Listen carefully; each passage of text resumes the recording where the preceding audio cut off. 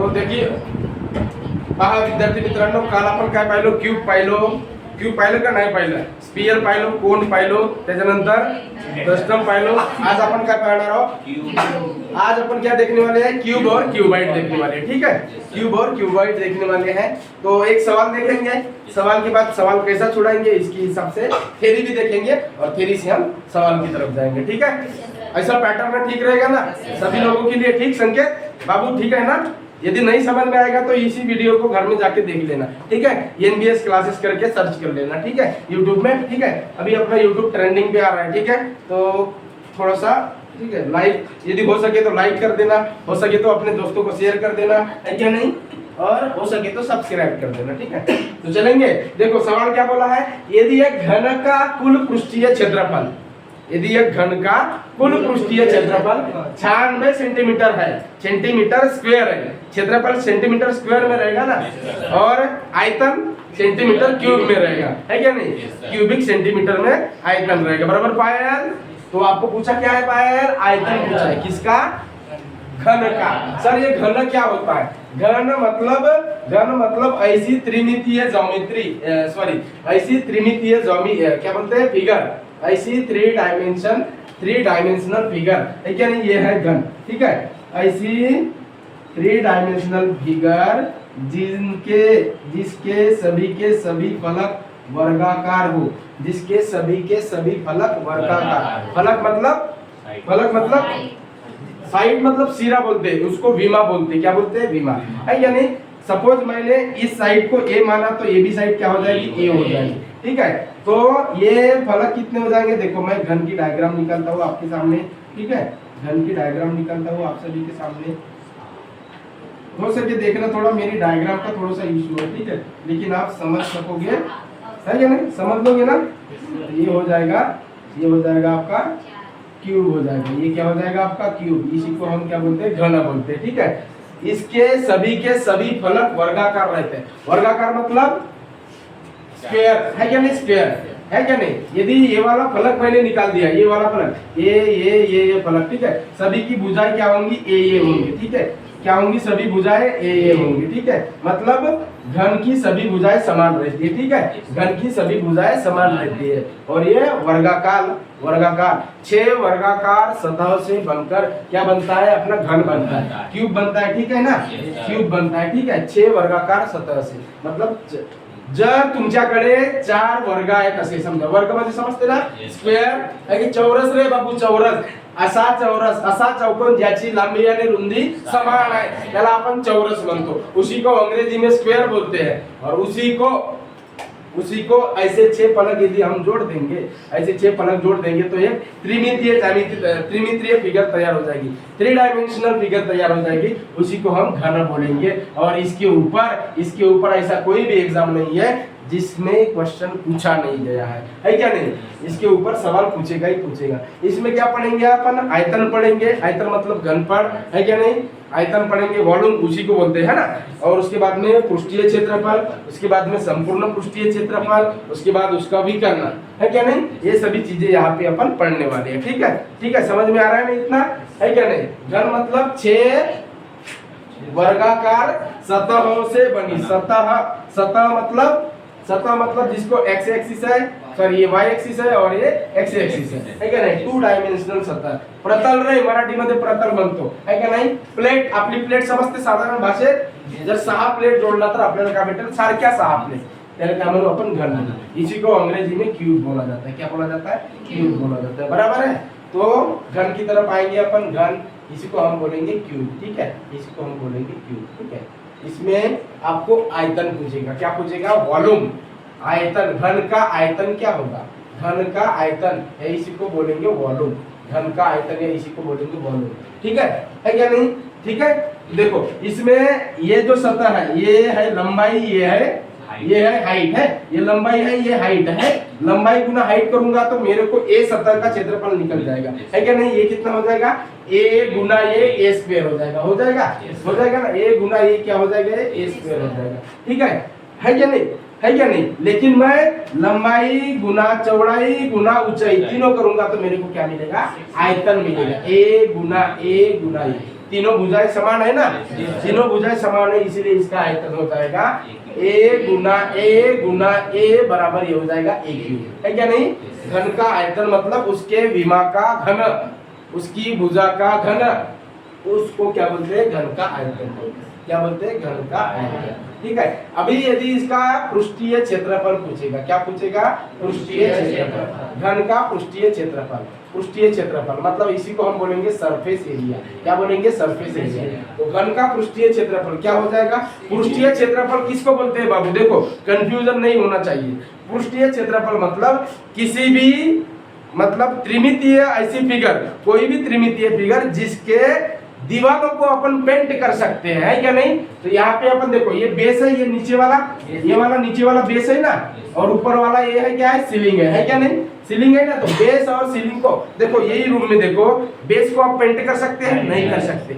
Ceiling ऊपर के छत को पेंट कर सकते हैं? नहीं कर सकते, है क्या नहीं? चार दीवार, ये वाली दीवार, ये वाली दीवार, ये वाली दीवार और वो वाली दीवार, इन चारों दीवारों को पेंट कर सकते हैं। इसीलिए दूसरे भाषा में अपन इसको ऐसे भी बोल सकते हैं, चारों दीवारों को पेंट करने के लिए मतलब जो एरिया आएगा उसी को हम बोलेंगे पृष्ठीय क्षेत्रफल, सरफेस एरिया। किसका? घन का सरफेस एरिया। समझ में आ रहा है ना? आसान भाषा में समझ में आ रहा है ना? तो घन का पृष्ठीय क्षेत्रफल ये हो जाएगा। ये क्या हो जाएगा? देखो ये और ये, इसको तो अपन को पेंट नहीं करना है, इसको लंबाई और ऊंचाई, लंबाई और ऊंचाई इसको पेंट करना है ना, है क्या नहीं?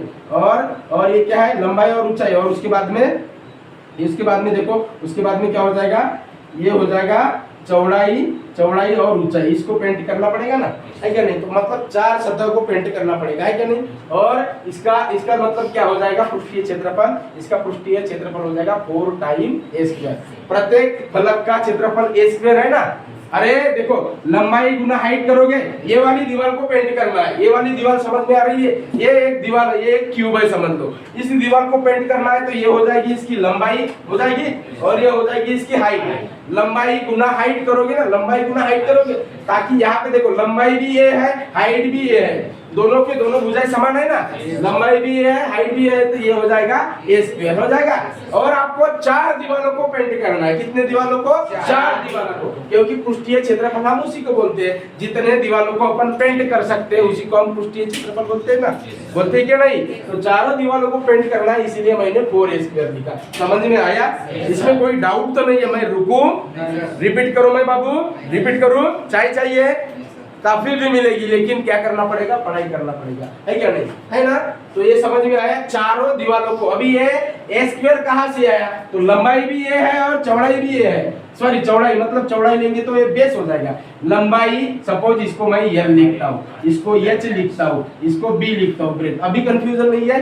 ये लंबाई है और ये ऊंचाई है, इस लंबाई और ऊंचाई को ऐसा पेंट कर रहा हूँ, ठीक है? पेंट कर रहा हूँ ना, तो ये दीवार और इसके पीछे वाली दीवार, मतलब यहाँ से पेंट करूंगा तो इसके पीछे भी पेंट करना पड़ेगा, है क्या नहीं? तो 1 2 है क्या नहीं, उधर भी 3 4 है क्या नहीं? इस प्रकार से होगा ना, समझ में आ रहा है कि नहीं? है क्या नहीं? तो 1 2 3 4 दीवार आ रही है, चारों दीवारों को पेंट करना है, इसीलिए हो जाएगा ये 4 ए स्क्वायर, 4 टाइम ए स्क्वायर हो जाएगा, ठीक है? उसके बाद में यदि इसका संपूर्ण पृष्ठीय क्षेत्रफल पूछेगा, संपूर्ण पृष्ठीय क्षेत्रफल मतलब चारों दीवारों को तो पेंट कर सकते हैं, लेकिन आधार और ये क्या छोड़ेंगे? छत, है क्या नहीं? है क्या नहीं? है क्या नहीं? तो आधार और छत इन दोनों को लेंगे तो क्या हो जाएगा फिर? संपूर्ण पृष्ठीय क्षेत्रफल, संपूर्ण पृष्ठीय क्षेत्रफल। ये संपूर्ण पृष्ठीय क्षेत्रफल इसी को क्या बोलते हैं? Total surface area. ओके, ये टोटल सरफेस एरिया क्या हो जाएगा? कितनी सतह है? 6 सतह है। 1 2 3 4 5 6 सतह है, और प्रत्येक सतह का एरिया क्या है? ए स्क्वायर है क्या नहीं? तो 6 सतह है, इसीलिए इनका एरिया क्या हो जाएगा? 6 है क्या नहीं? ये हो जाएगा टोटल सरफेस एरिया। समझ में आया? Yes sir. अभी सवाल ऐसा भी पूछा जा सकता है, किसी भी घनाकार आकृति में रखी जा सकने वाली लंबी से लंबी छड़, बड़ी से बड़ी विमा पूछेगा ना, तो वो क्या हो जाएगा? उसका विकर्ण हो जाएगा। क्या हो जाएगा? विकर्ण। इस कोने से निकाल के आपको किसको जोड़ना है? इस कोने को जोड़ना है। किस कोने को? इस कोने से निकाल के आपको कहाँ जोड़ना है?